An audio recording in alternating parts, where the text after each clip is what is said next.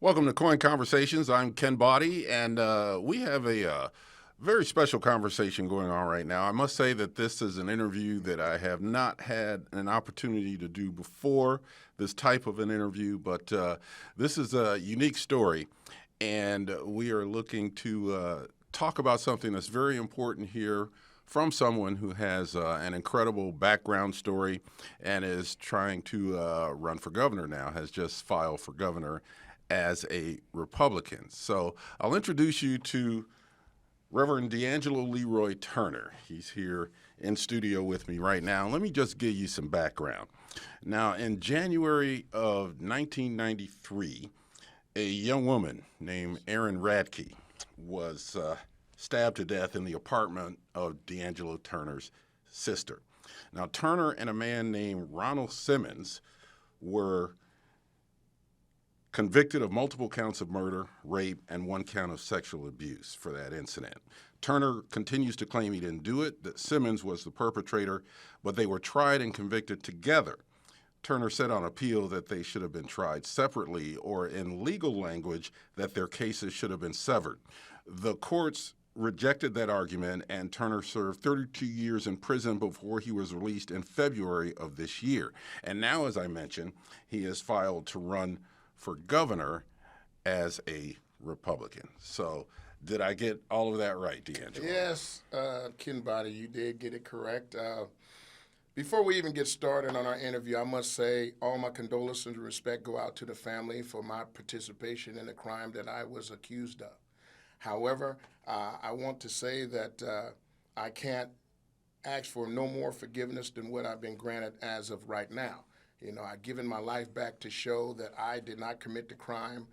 Also, in the process of me serving the time, I got educated and became more astute to the things that I believe that I can learn, which was, hey, I ran across a nice gentleman named Dr. John Kitzhopper.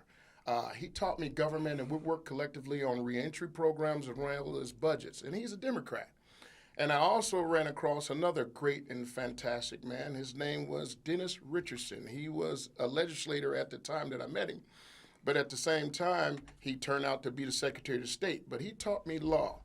And I liked his ideas and ideologies about what direction he believes our state should go into. And he's a Republican. So my first initial thing that happened to me, I ran independent from inside the institution in 2021 and 2023. And didn't anything materialize because the law says that you have to be currently out of prison to pursue these constitutional rights that you are being receiving. However, I kept my promise to Dr. Kitzhopper, as well as I kept it to Dennis, but Dennis had passed away from cancer. And I told him that given opportunity, I will jump on that thing to run for office.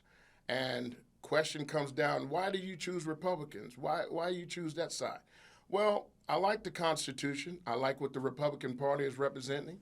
You know, I've been working collectively with the legislator, which is Travis Nelson, which is a state representative. I've also worked with Representative Ricky Ruiz. I also work with Mr. Miles. These are Democratic brothers. But they like my ideology because I said that we should be working forward towards solidarity along with amnesty. And so I've been requesting this from the legislation office to say that, hey, regardless of what both sides are arguing about, I believe that we can collectively work together and bring this thing to a fold. And they were in agreement. They were like, hey, man, we like your ideas, and we want to try to work collectively with you. However, our government been under such scrutiny because of the laws that allow things to take place in our state. Now, before we move on to what you're doing now and Yes. what you hope to do in the future, Yes, sir. let me just put a bow on the Erin Radke case. Do you feel any responsibility for what happened to Erin Radke? Yes, I feel totally responsible given the opportunity. I didn't commit the direct murder. I got to keep it real with you. I know that the person lost their life on my time clock, and I can never forget that. No matter what the situation is, I have to be responsible for my part that took place in the crime. And that was hiding the things that should have been discovered or me calling the law. Me at the time, I was young, I was nervous, And considering the fact that I hear all these mythologies of a person of color, don't ever call the police, don't ever do these things. This is what feared me from doing the right thing at the time. However, again, all my condolences go out to the family. All my remorse go out to the family. And I pray that I be granted a second chance to show that regardless of what has happened to me, I know that the person who lost their life don't get a second chance to do. So let me make good with the opportunity that I've been given as of right now. So with that being said, I hope that suffices on some of the things that you're going to be asking me. Well, let's talk about what you did in prison. You spent 32 years. Yes, sir. Most of that time was at Oregon State Pen, correct? Yes, sir. During the time you were there, what did you do? Well, while I was there, I started working programs, and I started learning the methods of how programs go. And they were requesting education. So I enrolled in the Urban Ministry Institute, which allowed me to get a Bachelor of Arts degree in ministry counseling. And from there, I started bringing in different churches from the city of Portland, whether it's St. Paul Baptist Missionary Church, Highland Christian Center, Emmanuel Temple, Calvary Chapel, Vancouver Baptist, as people know of Pastor Hennessy. I was bringing these gentlemen in and letting people understand that these guys are trying to go through transformation, learning what they need to do to change to get themselves together. It's kind of like a butterfly that's going through a metamorphosis, a change. And so while I was there, I ended up getting a degree, a BA in ministry counseling. And then I started pursuing. I said, well, we need a little bit more. So I enrolled at Portland State University. And I studied history and got a certificate in history. And now I'm re-enrolled at Portland State University, furthering up for my BA and possibly finish and get my master's. So that's what I've been doing so far. Outside of that, working with the community, trying to do more for our community because they need a lot of help. And I believe that God allowed me to be of service. I think I can be of service, and try to make good for what has happened. How tough was it to, in your mind, rehabilitate yourself, try to get yourself to where you would be a productive member of society while you're in that prison environment? That's got to be tough. Oh, man, it was really tough. I started reading a lot of books. One of the most powerful books I've ever read, the very first book was a Bible. I got to keep it real because I'm a pastor. I love the Bible. The Bible has fantastic stories that overcame adversity. The second book I read, was Oprah Winfrey's book, Oh. She inspired me because some of the parts in her book, she said when she was younger, she would read the Bible to pigs. And people wouldn't understand it. It's just hilarious because I was like, she reading the Bible to pigs? What use a pig would get out of it? I had no idea, but her story was so compelling, I was moved by it. And the other book I read again, was Shoe Dog by Phil Knight. He's a spectacular writer, a fantastic visionary. The guy, everything that he's seen in his mind, that it was in his spirit, it started to change. As you see now, I got a wing on my chest, and we understand the symbol of Nike and what it represents. And his creativity allowed the world to see what our great state of Oregon is producing, And so I came in here today with you, Ken, wearing my wings. So I got my wings on, so hopefully I can fly a little bit in your office. Let's talk a little bit more about you deciding that you wanted to run for governor shortly after getting out of prison after 32 years. How did that come about? I know, that's funny. I get this all the time. Well, again, I met Dennis Richardson, and he informed Former me, Secretary of State. Secretary of State. A Republican. Republican. And he gave me an opportunity, and he said, hey, if you want to do what I suggest, he said, approach society as a team. Allow everybody to have the same jersey you have on. But you must point out the facts of what people don't see. One, we have the highest taxes in America next to New York, and we don't have as large a population. My idea is to lower the taxes by 5 to 7%. Also, allow state workers to get bonuses, and to get raises. Teachers need their raises. They work tirelessly to teach the education to the youth to be smarter, and we're not giving them any kudos for what they have been doing. Along with the marijuana industry that they say has been privatized, but the interest rates on that is unbelievable, astronomical. So I believe that using some of the hemp industry to flood our institutions here inside of our state will grant us another opportunity to grow and develop into a powerful situation, which we should have been from the beginning. And not to mention the timber industry that has been totally obliterated for whatever reason behind a spotted owl. Come on, man. During 2020, when it was burning, the forests were burning, and I hear all the activists saying, why did you want to go and cut down trees? This happened before the fire. Now, I'm quite sure that when the fire happened, that the spotted owls wasn't in the trees when the fire happened, and it burned for at least 4 months, 4.5 months. So the timber industry need to be reacclimated into our functional economical system. Well, in fact, some of that is starting to happen. There is a consideration by the USDA, the forestry department, to end the so-called roadless rule, which, if it is rescinded, that would allow more development, more logging. That's right. So you're in favor of the rescinding that rule? I totally am, and I stand on that, and I don't question whether or not that we shouldn't do that because it's been abbreviated. I mean, they don't have an opportunity. But I have failed to mention the farmers who are in our great state, who produce soybeans and other products of vegetables that we use every day. They don't get tax breaks. They're always getting raises to their taxes.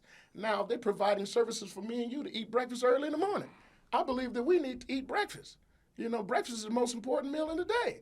And without those brothers and sisters going to the field every morning before the crack of dawn to make sure me and you have a beautiful cornflakes or some milk or some rice or some bacon or some eggs, we wouldn't have anything. So I must tell you, this is what we're trying to do. Now, you look at your background here. What makes you think that you can make a dent running for governor? I mean, people might see your background and immediately write you off, especially as a Republican. We'll talk more about why you decided to go Republican. But, I mean, realistically, what do you hope to get out of this campaign? One of the things I want society to understand that this guy who paid a terrible price is looking for a second chance. And granted, given a second chance, allow me to show you that I can be trusted to lead you in the right direction. I know what bad is. I've seen the other politicians come before us that did a lot of good and bad. But I also seen things being taken away from our state that most of us in the community need, like redirecting our community to be in other areas that I know that they haven't been there. You know, people of color. Now, mind you, we have other facets of color. We got people of color, which is black. You have Spanish. You have Indonesian. You have Asian. You have the Native Americans. They have been dispersed in other areas. Now, we say we are bringing them back to the community that we believe that they should have. But at the same time, are we really doing it, or are we shucking and jiving? The rent is so high, people can't live back in the area anymore. They're trying to figure out what direction they can get in. With my position of being granted the Republican governor, per my executive order, my signature, I am going to remove all price gouging on rent. It will be dropped. Please believe me. I'm going to drop it where most of the people of color and those people that are Caucasian will be able to afford to live in that area. It's not just for color either. It's for everybody. What makes you think people will vote for you? I guess that's what I'm trying to get to. Well, I believe they would vote for me because they're getting tired of the status quo. They're getting tired of people telling them that they can go into office and make a difference, but you turn around, you just raise taxes again. I understand we don't have sales taxes, but come on. With the transportation bill. With the transportation. Yeah. Unbelievable. So you got people that don't have money to drive a car because they can't afford the insurance on the car or even the car in general. So they can't do that. They got to use public transportation. So it goes from, $2.50 to almost $3 or even more to ride the public bus. When I left, the streets transportation was 50 cents. We can jump on a bus and go any and everywhere we can possibly can. Per my signature, we're going to change that. I have to be honest with you. We're going to change that.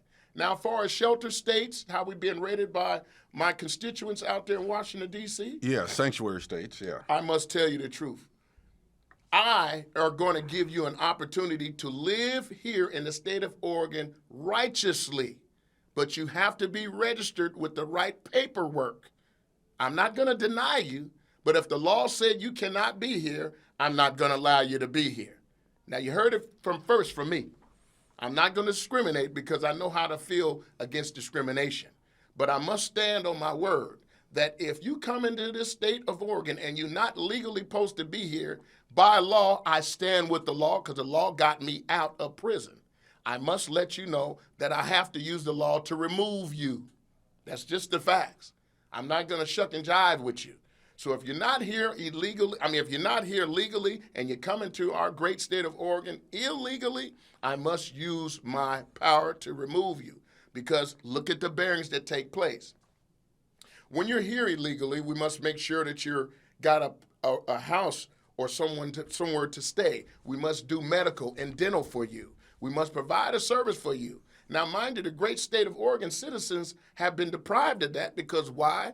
Their resources is being dispersed to people that are not legally supposed to be in the state of Oregon. I'm not ever going to tell them that you can't have no food, no shelter. That's not my job. But my job is to make sure that my great state of Oregon citizens are first. They have to be first. They can't be second. And so I believe in my soul that, again, these are the things that we must stand behind. And people don't want to tell the truth. We have to. Now, again, another part of our citizens of Oregon, we have a transition, we have a gay, we have all these different cultures of ethnic groups. Let me be clear. The Constitution says freedom of speech, freedom of expression. I must stand on you being expressive. I can't change the law. But if my constituents say the law says this, I must change it. But as of the Constitution saying that you can have expression, I have to let you express yourself.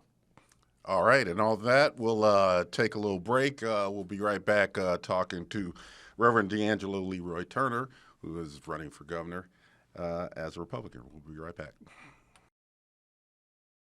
And we're back here with Reverend DeAngelo Leroy Turner. Got out of prison on a murder and rape rap. 32 years you were at the Oregon State. 32 years. 32 years for a crime that you insist, even today, that you did not commit. True. So you're running for governor now. You decided to run as a Republican. Now, why is that? Why did you pick Republican rather than Democrat? Republicans, if you know your Constitution, the Constitution says that Republicans stood by you and they allow you to be liberated. When the Democrats would put people of me in bondage. Now, mind you, I'm not a discriminatory person. I'm not a biased person, but the Constitution says that, and what I've read and what I've seen in the Oregon Constitution. But again, we're trying to overcome these burdens that happened with our forefathers. And I want to be the first person to tell you that color has no place with me. I'm going to give you an opportunity, whether you're a woman, whether you're a man, or whether you're a trainee, whatever you have. I'm going to give you an opportunity to work in my facility to do what you're supposed to do. Mind you, do your job. That's all we're requesting of you to do. Just do your job. Well, you have to admit that Democrats and Republicans are a little different than they were back when the Constitution was written, and even back, around the turn of the last century. Things have changed quite a bit. So what do you think about the latest issue here is our current Republican president sending troops into Portland, National Guard troops into Portland to in his words, stop the war-ravaged disturbances that are going on here in Portland. Now, a lot of people dispute that that's not really happening, that it's being portrayed on a national level as worse than it actually is. What's your take on all that? Let me be clear. My constituents, Donald Trump, is standing on what he believes in. And he's been believing what he stands on wholeheartedly. I can't dispute some of the things that me or you have seen. We've seen some very drastic disturbances out here in the state of Oregon. And I believe that we need a little help. I believe that. We need a little help. Now, how it's portrayed it is beyond my thought of how it's betrayed. But the law said it has to be done. We can't dispute what the law says it has to be done. Now, what he's doing, he's only doing on the acts of what he understands what should be done. Again, that's twice I've said that. I can't move on that, considering that I believe that things that has taken place in our great state need a little help. Now, our Democrats... Is it as bad as the administration is saying it is, though? Well, yes, and I'm going to tell you why. Sometimes, we depict the wrong picture, and sometimes we get the wrong message. Inside the institutions, we see things that are taking place. You get people that's wrongly convicted, and they're put away. Of course, we got a lot of people that's been wrongly convicted or snatched off the streets and placed in custody. That happens, but the process legally has to take place. They have them removed and replaced back in society. That is the process that has to take place. Now, is it expedient? No. The hours of justice turn slow, but it will happen. I know some people have been snatched. I know some people don't believe that the system is working in their favor. But if it had been placed in place, I'm quite sure they have some form of turning it around to allow justice to happen for those that has been mistakenly placed in custody. It happened for me, so I know it can happen for them.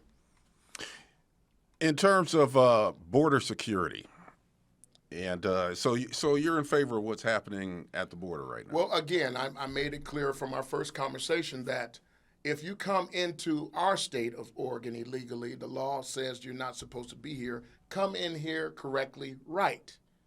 Again, former brother Obama had made it clear. If you come in here right, you're going to get everything you got coming. But if you come in here illegally, I can't allow our resources to be sourced out that will not allow us to function properly. Well, in terms of resources, a lot of people would argue that a lot of these undocumented workers, illegal workers, they're supporting our agriculture industry. They're out there in the fields, picking True. the crops. True. We're a big agricultural state. True. People would also say that in terms of manufacturing, there was a car manufacturing plant in Georgia that had to shut down because most of the workers there were undocumented. I understand. So that actually hurt industry. So how do you make that balance between following the immigration laws and also supporting our own economy? Well, one, let me be clear. Contractually, far as farmers, they have a contract that allow those citizens that are farming to be on a ledger that indicate they are there to fix their farms and to farm and to produce the things that we use to every work. day. That's right. Now, if you don't place yourself legally on a ledger, I said this before, you cannot function into society along with here in the state of Oregon. That's just what our law says. We can't go outside of what the law says. If you come across illegally, we understand your struggle. But if you're not on the ledger as a worker, you cannot produce or assist us in our endeavor by taking the source that we are trying to live with to be sourced out. Again, I'm granting you all opportunity to be here in the state of Oregon to function here legally, not illegally. But if you do come in illegally, there's contracts that you have to sign on a ledger to indicate that you are working for some company that is allowing you to function on their property as a source to be used. You look at just the whole divisiveness that we have in our country right Yes. now. Democrats versus Republicans, black versus white. Yes. We've got a lot of issues in terms of trying to bring the country together. What is your thinking about how we get past all that, if we can at all? Well, here's the first thing you must do. You must allow reintroduction to happen. Let me reintroduce myself to you. Hello, my name is DeAngelo Turner before this title I received, and your name is Mr. Ken Body. We must properly reintroduce each other. We must use common courtesy. Common courtesy allows both of us to function organically, naturally. It's not a struggle. So if we don't do that, we can't bridge the gap on the other side. It might be somebody that's never met a black guy before, but because he's abrasive, untentative, angry, for whatever reason it caused him to be like that, he puts fear in the opposition from introducing themselves and using common courtesy. However, it applies to the other side as well. So we must all come to the table. Somebody got a hammer, somebody got the wood, somebody got some nails, and we must build that bridge between both parties. That's just how it's got to work. Again, we must start by reintroducing ourselves. Hello, my name is DeAngelo Turner. Your name is Ken Body. You spent 3 decades, more than half your life, Yes. in prison. So you've seen how the prison system works. Yes. You were able to work the system to educate yourself while you were in there. Do you see a need for any prison reform based upon your experience in the state of Oregon? Yes, it's always need for reform. Always need for reform. Law has to be obeyed. I stand on law. I got to tell you, if grandma don't have nobody as security around her, she needs the police to help her out. It's just the life. It's just what it is. If her kids that grew up and went away from the house, they have to have that. If little kids don't have no parents walking them from school, they need the law to keep them from being abused. It's just the law. Law has to be applied the right way. It's just how it is. Inside of the institution, there's a lot of guys that's doing time for something they didn't do, or the evidence that was not allowed in court based on the law that allowed it to be removed. So we must understand something and must be clear. Under my position, I'm going to grant you an opportunity to come home. But I must be shown and proven that you can do it. I had to go through the process. Everyone else is going to have to go through the process. But the wheels of justice move slow. But under my hand, they're going to change. Believe that.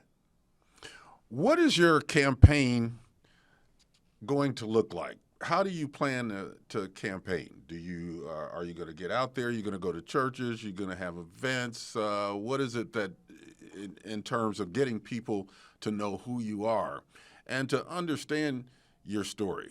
Because as I said at the beginning of this conversation, a lot of people are going to dismiss you just based upon your history. We understand it. We have no argument with that. You remember that old song by Steve Perry?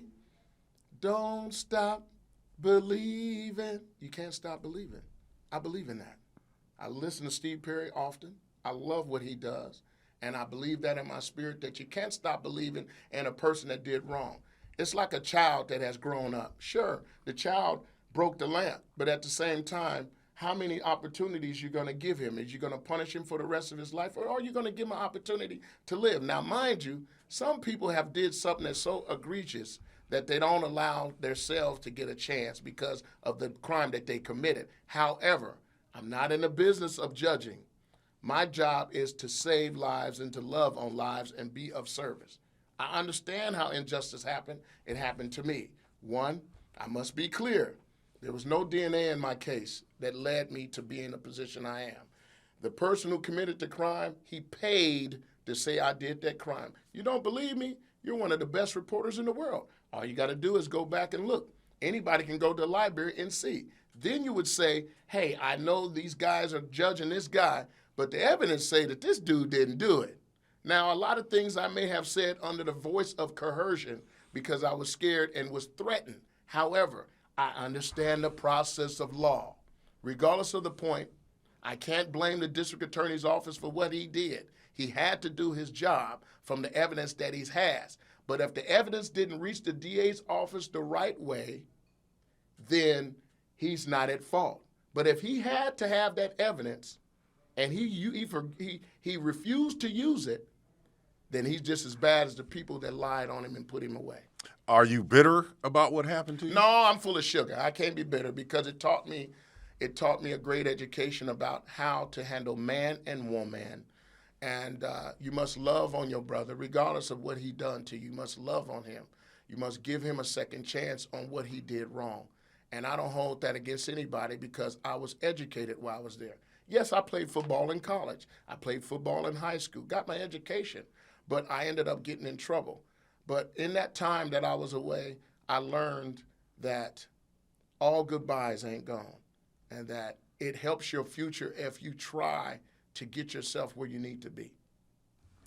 And I think we'll end it there. That's the end of our time. Reverend DeAngelo Turner, thank you for coming in. Anytime, Ken, anytime. And expressing your viewpoint and giving us some insight into your background and what happened with you. Thank you very much, sir. It was a pleasure.